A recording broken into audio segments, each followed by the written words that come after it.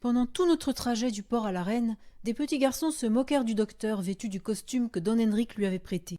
Dès notre arrivée, celui-ci demanda à jeter un coup d'œil sur les taureaux avant le début de la course.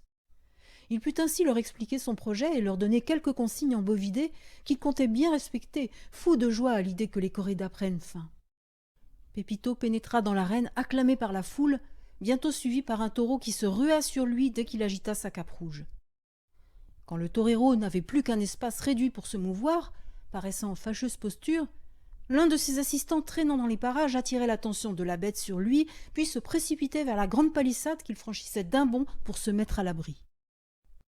À l'entrée du docteur, la foule se trémoussa sur les sièges, se tenant les côtes de rire. Alors qu'il saluait, Attention, le taureau, tu vas te faire tuer. mais John Dolittle poursuivit ses politesses, avant de fusiller du regard l'animal, tout en le menaçant du doigt.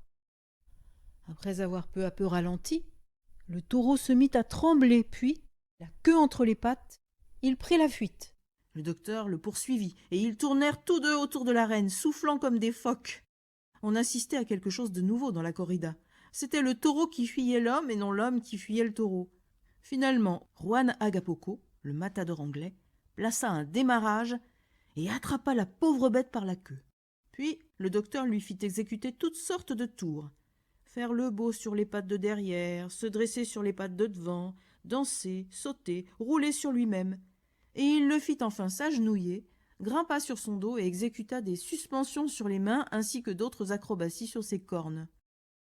« Ce taureau n'est plus assez bon. Je désirerais 5 taureaux frais. » Il ne respecte aucune règle. Mais évidemment, si le caballero a peur... Moi, peur? Je suis le plus grand matador d'Espagne. Que l'on fasse entrer les taureaux. Pépito de Malaga n'a pas peur. Ayez l'air féroce. Restez groupés. Chargez d'abord Pépito, mais pour l'amour du ciel, ne le tuez pas. Faites-le sortir simplement de l'arène. Pendant un moment, l'Espagnol fit de son mieux pour ne pas paraître effrayé. Mais la vue des 5 paires de cornes fondant sur lui au grand galop était trop impressionnante. Il devint blême, courut vers la palissade, sauta par-dessus et disparut. À l'autre maintenant. Et en 2 secondes, on n'entendit plus parler du hardi assistant.